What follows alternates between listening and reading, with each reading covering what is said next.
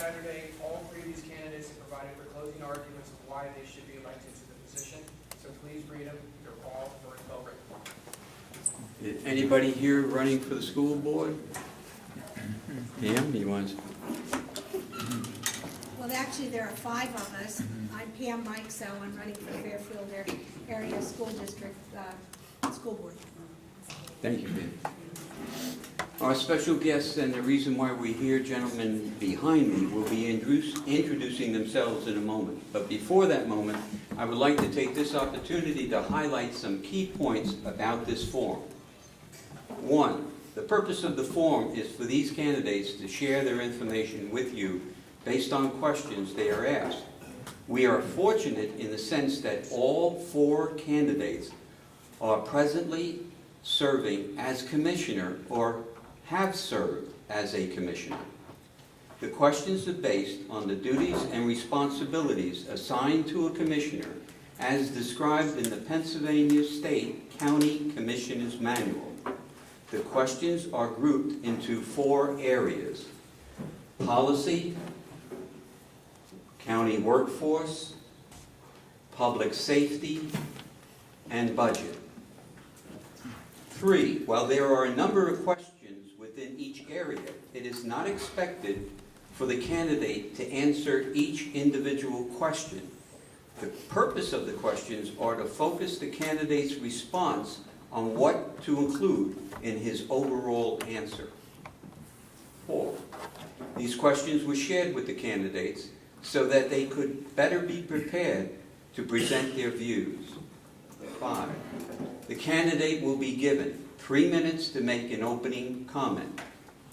4 minutes will be allowed for each candidate to discuss the topic based on the questions asked within that topic.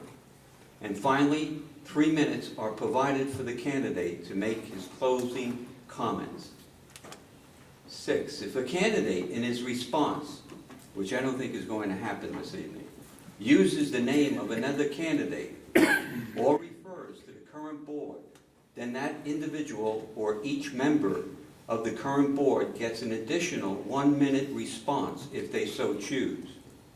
In all cases, it's up to the candidate whether he wants to use all the time he's allocated to respond to all the questions. We are estimating the time for the forum, once started, to be 1 hour and 15 minutes. Ladies and gentlemen, please refrain from applauding, booing, and shouting out. We're not in New York, my old neighborhood, all right? Let's show our appreciation to our guests through our respect for their willingness to seek an elected position. Let's hear what they have done and what they plan to do for us once elected. All candidates have agreed to stay after the Q&A to answer individual questions. We also have a form here that you can fill out if you have a question or concern. At the bottom of the form, it says name and email. So if it doesn't show up that we're asking the question, we will make copies of this and they will be emailed these questions to respond to you directly. I now have the honor to introduce Mayor Stanley, who will be asking the questions.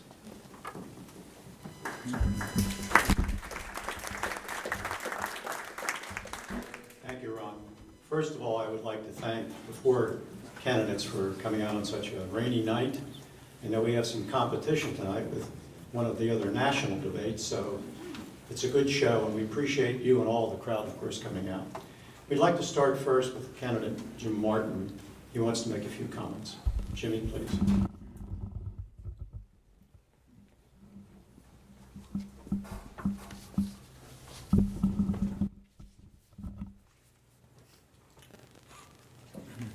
As Mayor Stanley stated, I am Jim Martin, and I'm grateful for and appreciate the investment of time and resources to make this forum possible, so thank you all.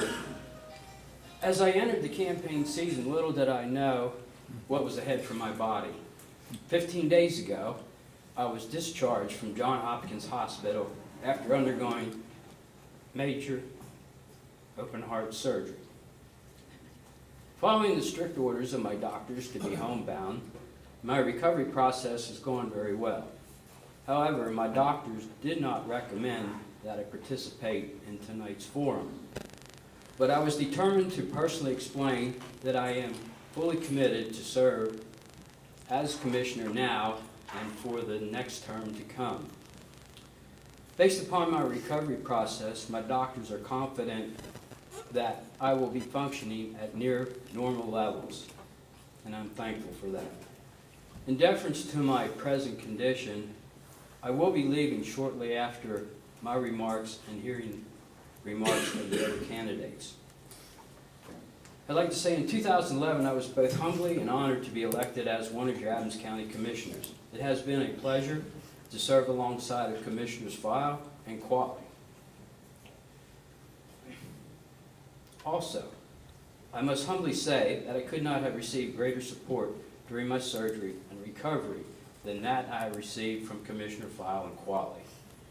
This is a true-to-life example of the compassion and working relationship that made us a highly functional board.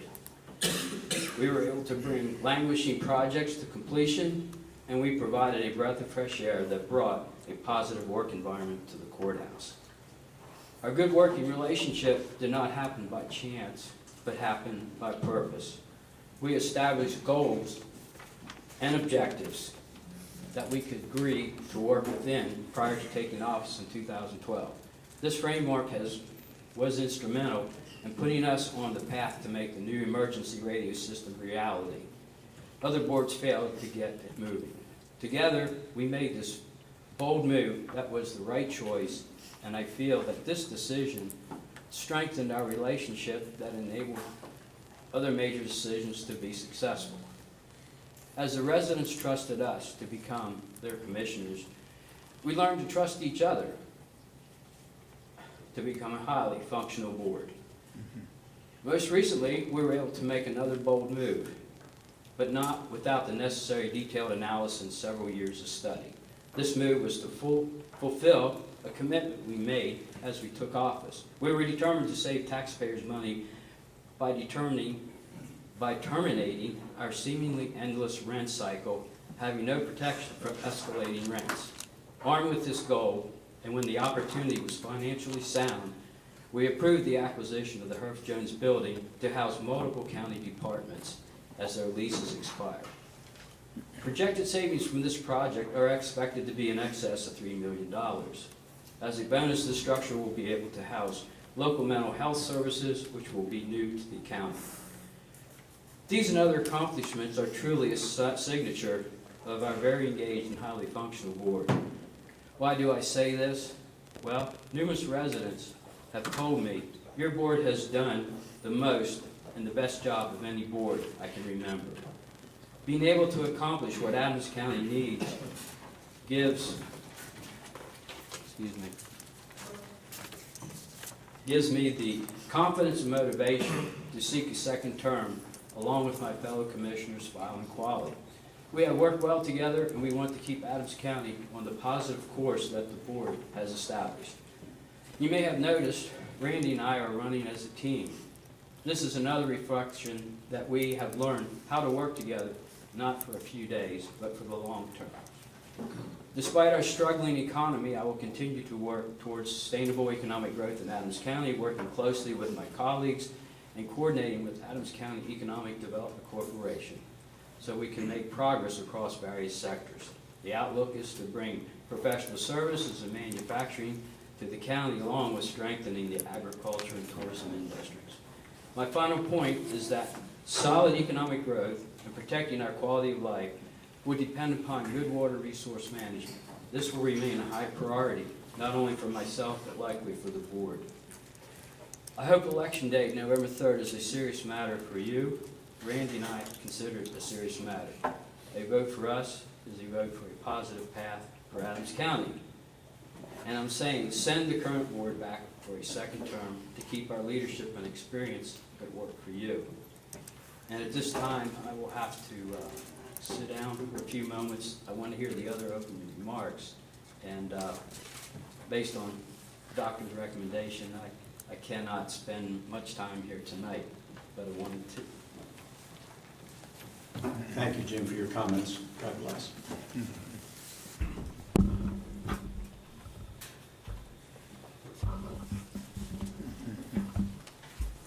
Well, this afternoon, I personally listened to the last debate that you gentlemen presented over in Cross Keys. It was very interesting. I really enjoyed it. I saw you answered 6 questions. They were kind of the general questions, and we 3 didn't want to ask the same questions again. So as Ron said earlier, what we did was go to the manual and ask something a little different.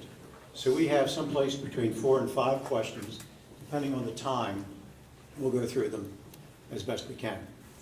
So I'll try to explain it for the audience. The commissioners do have copies of the questions. Question number 1. One of your primary duties as a county commissioner is policy making to influence the direction of the county government. Since you all have been currently or prior commissioners, this is a 4-part question.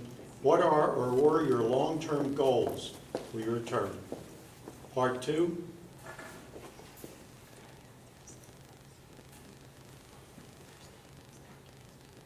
I know that, yeah. You're right, I'm sorry. Yeah, okay.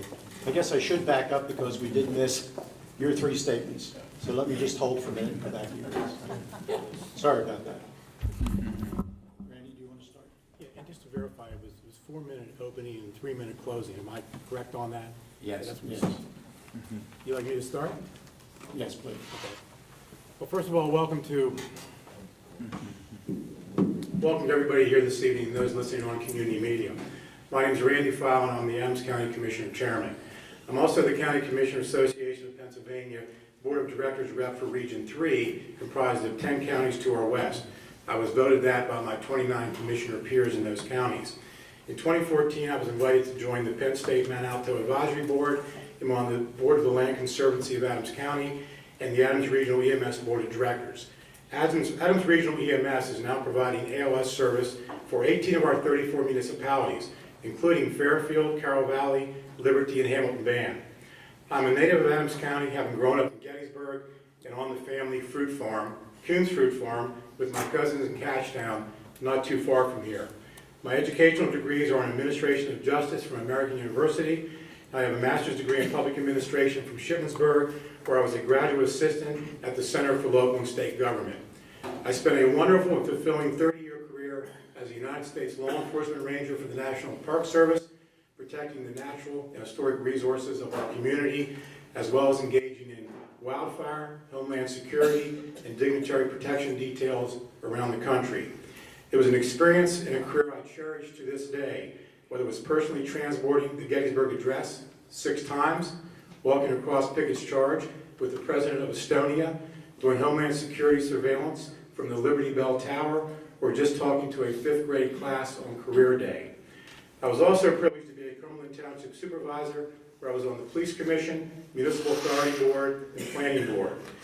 All told, I have spent 38 years in community, public, and governmental service. I don't believe anyone seated here at this table begins to rival that. I continually hear from Adams County residents they really appreciate the civility, the thoughtfulness, and the results from this Board of Commissioners in this time of political discord. I would have to agree with them. 4 years ago was a tumultuous time in Adams County government. Jim, Marty, and I sat down as a group in my office and prioritized our goals before even walking in the courthouse door. After research and review, we narrowed it down to 5 primary goals, which I will mention later. To name a few of the many issues the new board faced was 4,000 property reassessment appeals, a desperate need to finally act on a new emergency radio system, an aging fleet of vehicles that was not dependable and very costly, and a very small and outdated IT department for a very large informational and data-driven organization. We sorely needed a dedicated law enforcement firearms training range that had been given lip service for 15 years. We needed to improve staff and resident communication, needed priority preservation mapping, a need to review the sensibility of county rents and leases, a need to improve our bond rating, and the need to review the efficiency of operations and customer service in several departments. In the course of this evening, I'm sure you will hear how these issues either were or are being addressed. This evening, I know you will hear some different perspectives, and some of the same perspectives from what I heard in the forum last week. You will hear perspectives of how it used to be done a long time ago, and perspectives of how it is done currently. You also hear some visions about how it should be done in the future. I want to applaud each of you for your interest and engagement in county government and for being here or listening this evening. Thank you. Thank you. Marty, you want to go next? My name is Marty Qualley. I'm one of your county commissioners. Before I go into the traditional campaign introduction, I wanted to share with you some of my personal principles. Because before I'm a county commissioner, I'm a father and I'm a husband. And to me, those will always come first. When we look at elected officials here, tonight on the national stage with the Republican debate, a lot of times we try to create this preformed mold for what they're supposed to look like, sound like, and we try to squeeze people into that mold. Before I was married and had my first son, I kind of had the same concept of here's what a father is. And I will tell you that walking into the commissioner's offices is just like having that first child. You get smacked in the head and you go, nothing prepared me for being a father. And I've just been focusing on that a lot lately as a comparison with being a county commissioner. And then, of course, I get remarried, and now I'm a father with 4 children, so we have a family of 6, and trying to blend that family actually made being a father of 1 child look like a piece of cake. So learning is one of the things that I prefer as one of my strengths, is that life gives you challenges, you learn, and you move on. So part of me says, even though I'm about to go into my political and professional resume, put that aside. Just remember that the number one lesson that if I could go back and teach myself this as a young father is always keep your promises to your children. You miss a football game, you miss a soccer game because you decide to stay late for a meeting or squeeze one more thing in. Sometimes it's just not worth it. So if you make that promise to a child, you keep it. That's your job as a father. If you make a promise to your wife, that's your job as a husband. When you become a county commissioner, you make promises to the public. That's your job, and you have to keep those promises.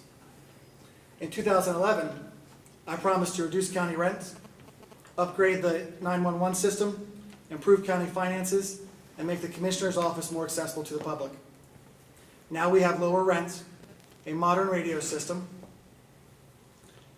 We have a historically high bond rating for Adams County, and we have regular public county commissioners' town hall meetings.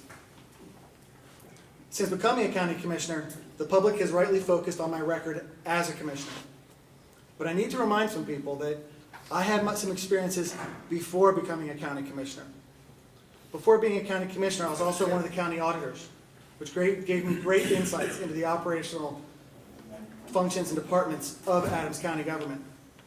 I was a borough council member in Gettysburg. I worked for the city of Frederick, which is roughly the same size as Adams County. I have a total of 11 years of government experience before I walked in the door as a county commissioner. I will put that experience up against anybody at this table. Truth is, while political experience helps in office, I have learned that having the right answers often makes it difficult to listen to options and to find the answer that works. A county commissioner's primary job is to create policy. Finding the right policy is a very delicate balance between what the elected official believes is right, what the staff say can actually get done, and what the public wants to happen. When all 3 of those things are working together, that is when success happens. Not just consensus among the board, but with staff and with the public. I believe this board has done a good job. I believe we can do more. On November 3rd, you will have 2 votes to elect 3 people. I would respectfully request 1 of your votes. Thank you, Marty. Harry, please. Yes, good evening, everybody. Is it on? Okay. No, it's not. No, it's not. How are we doing now? There's a button on the bottom. There's a button.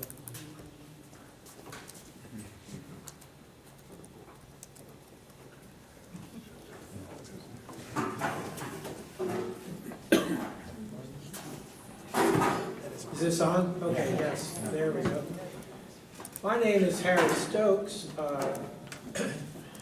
I served as a county commissioner from 1991 to 2004, and before that, as a borough councilman in Gettysburg Borough from 1986 to 1991. Now, I think Randy alluded to that as a long-forgotten, far-away time, but really it's not so long ago. And when I came into office, I felt as if I were following in the footsteps of some very great leaders in Adams County. I had the privilege of working with Bob Klunk and Ron Hikas, and I took the position of Kathy Cowan, who was our first female commissioner and really a standout commissioner. And prior to those three, there were some other commissioners I knew and got to work with as a young county commissioner, and from whom I learned a great deal. I'll just throw out one name, Harry Biesecker. Harry worked most of his life as a truck driver, and he was possibly one of the smartest county commissioners we've ever had. And he was a great advocate of our water resources and protecting and developing these water resources, which, if you look at his advocacy for water resources from today's perspective, it was quite visionary, I think. So I have 13 years of experience in the Commissioner's office, which I guess is a little bit more than 1 year more than the combined experience of my three colleagues here. I have a lot of respect for these three individuals, but I do feel that it's time to make a change in Adams County and to seat a new and different board. And each board, even if there's only one new person on that board, can be quite a unique board, quite different from the previous board. And I think the time has come, just as the time came for the previous board to leave office and to have a new board come in, the time has come for this board to be changed up, as we might say. And therefore, I'm the challenger to the incumbents. But I do have the benefit and the perspective of 13 years of experience myself as a county commissioner. Now, just in the few minutes remaining to me here in the opening, I'm just going to concentrate on a little bit on who I am. I've worked for 40 years in energy and natural resource management. I'm a forester by training. I have a good deal of experience in agriculture and agronomy, and a lot of experience in handling resources, and especially energy resources. When I came in as a county commissioner, I really focused on trying to modernize and upgrade our county planning and our blueprint for the future, how we develop. We were quite concerned in those days about the coming of megalopolis, the Baltimore-Washington corridor expanding into our region, and we've seen it certainly big time in the way that Frederick has developed.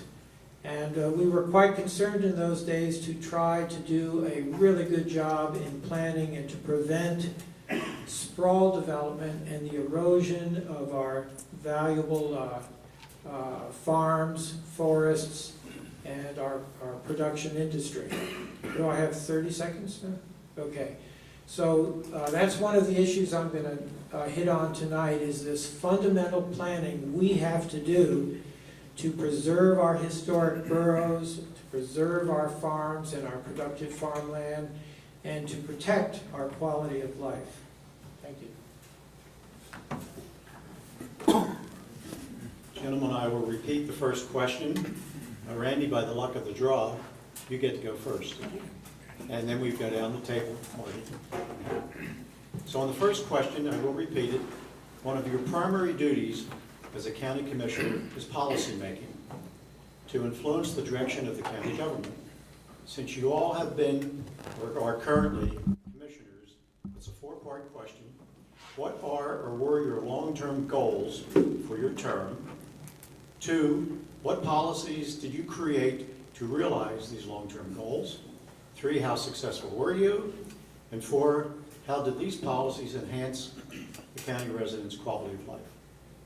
Randy, please. Okay, I had fun with this question because it took me a trip down memory lane. Back 4 years ago, and a lot of water has gone under the bridge since then. We talked about that we met before we took office.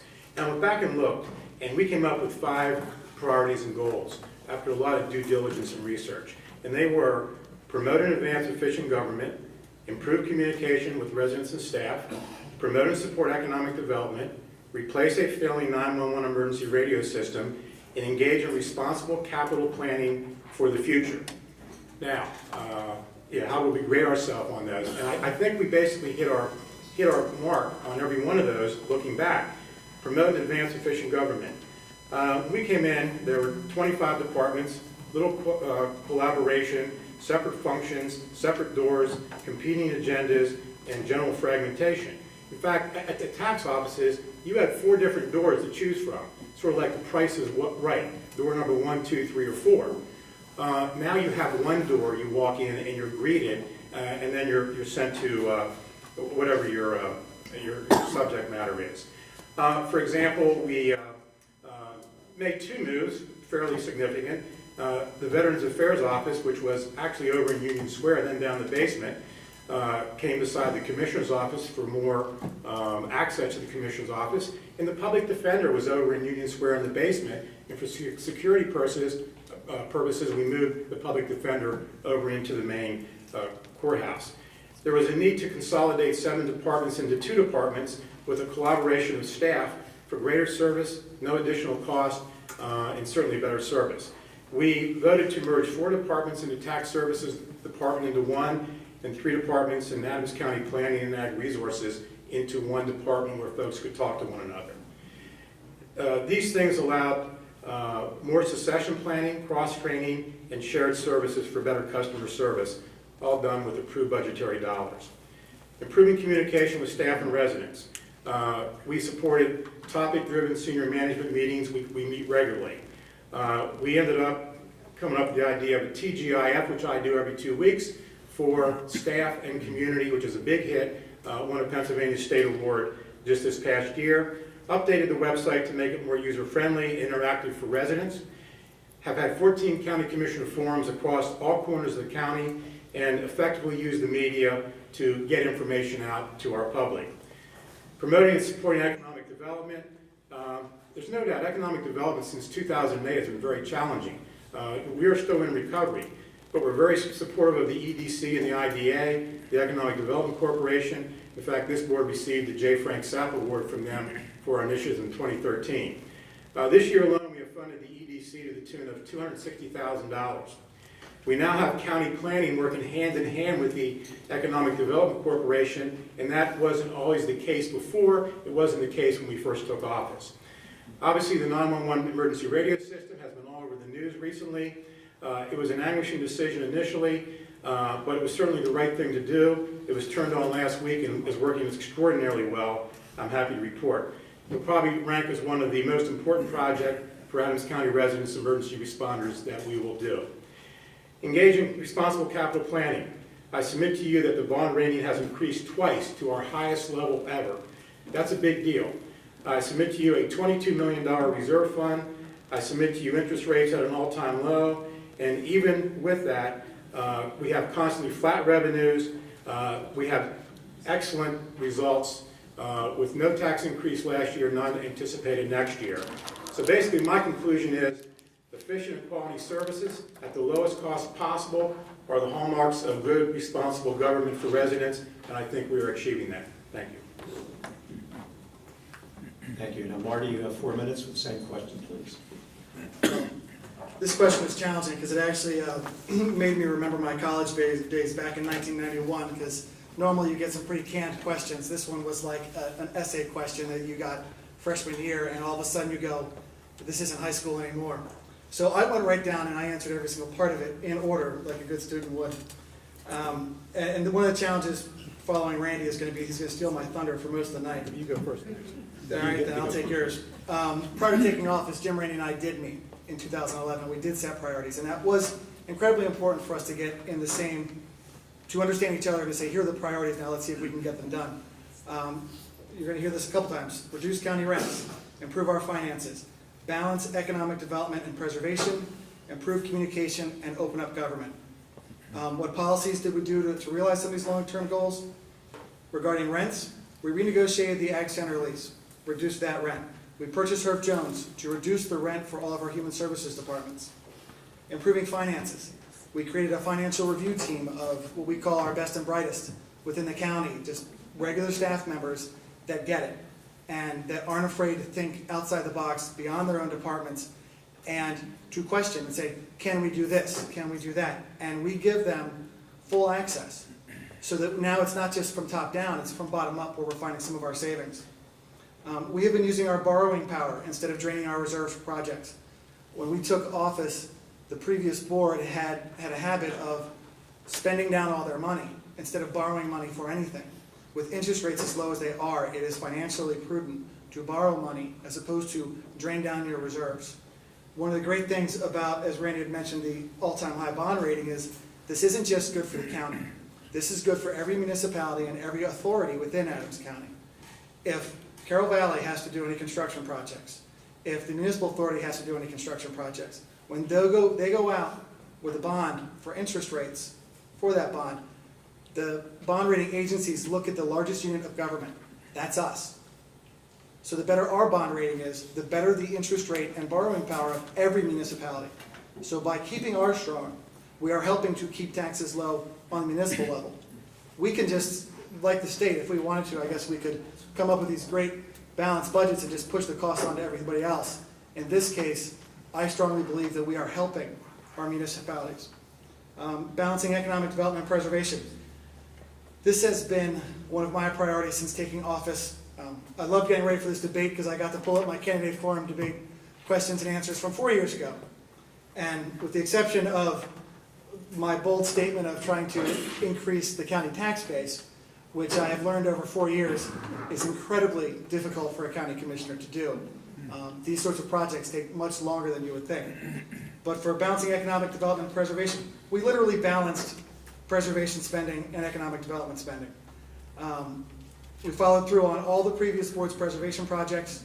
We have preserved multiple farms on our own, especially the Conewago Chapel, which I'll bring up later as one of the most significant projects I think we have worked on. We created priority preservation maps so we can better focus our funding into priority areas. We restructured our planning office. We hired an economic development planner. We funded 2 IDA projects, Commerce Park lots and the Gettysburg Station project, to a tune of over $2 million. I have been appointed to the EDC board. Prior to that, all 3 county commissioners served on the board of the Economic Development Corporation. I see Ron's little flasher going off, so I will skip the improved communications, which I think Randy handled well. If we were successful, quite frankly, that's what this election is about. If people think that we were successful in reaching these priorities, if they believe these were priorities of the county, then they will re-elect us. Thanks. Thank you, Martin. Harry, would you take the same question, please? One of my long-range goals was to really get the county and all of the people in the county developing a blueprint for how the county would grow and change and what the county most valued in order to protect. Now I hear Marty and the others say, you know, preservation versus economic development.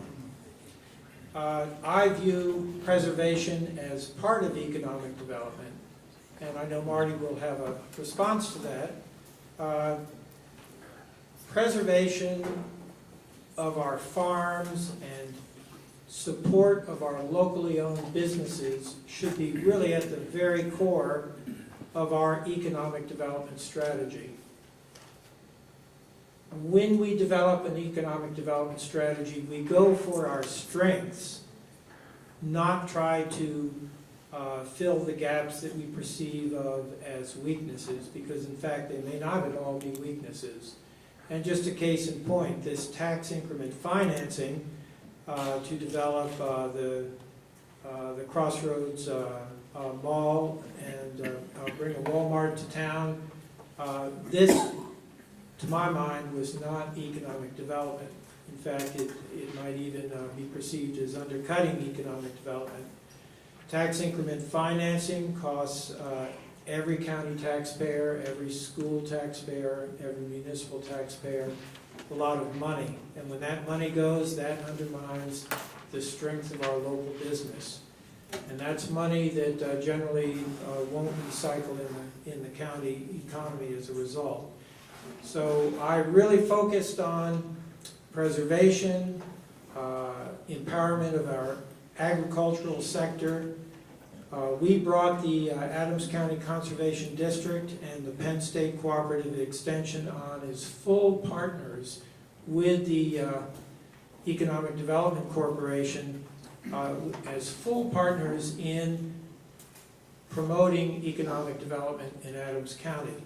And in fact, Adams County has enormous potential and is doing reasonably well in this sector. We got hit hard in the Great Recession, but we've come out of it, and most of our agricultural businesses, and those businesses that are built on agriculture, such as our box factories and our food processing factories and so on, are in really good shape.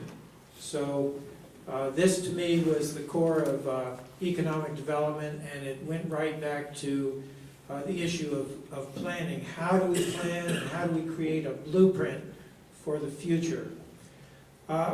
We also worked hard on professionalizing the courthouse, making sure that the employment environment was fair and friendly. We worked hard to get politics out of the courthouse. Everything you see today that is working today in county policy was virtually created by our boards. We built the Commerce Center.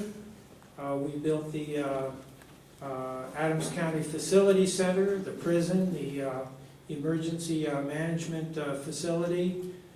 We purchased the bandwidth for the emergency radio. There's so much that we did during that period of 1991 to 2004 that comes down to current boards today.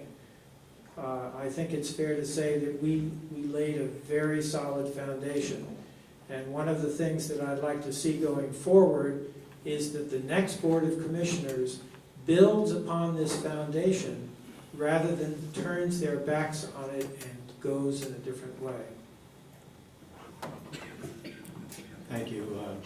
Randy or Marty, would you like to respond to what your names were mentioned? Well, clearly, everyone who's heard me talk for the past few years have heard me say time and time again, we need economic development and preservation. Farmland preservation, open space preservation are critical for our farming economy and our tourism economy. The challenge is, in places like Littlestown and East Berlin, they also used to have manufacturing. We lost those.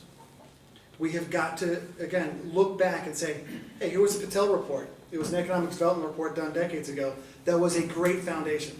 The Commerce Park, great foundation. But now our job is to finish on that, is to grow on that.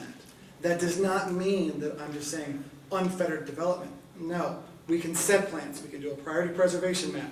We can do a planned communities map, which we're working on right now, to focus development into areas where it needs to be so it doesn't affect critical resources like water, like farming. That is what we've been preaching since we took office. That is why the priority preservation map was the first priority of our planning office. So again, economic development and preservation can happen. Yeah, I'll basically mirror what Marty says. I think where, Harry and myself respectfully part ways and disagree to some extent is the fact that I think there needs to be a balance between preservation and economic development. And I certainly agree with Harry when he said to me in the past, well, ag is economic development. He could not be more correct. He could not be more correct. But we also need diverse economic development as an insurance policy. We need ag tech. We need light manufacturing.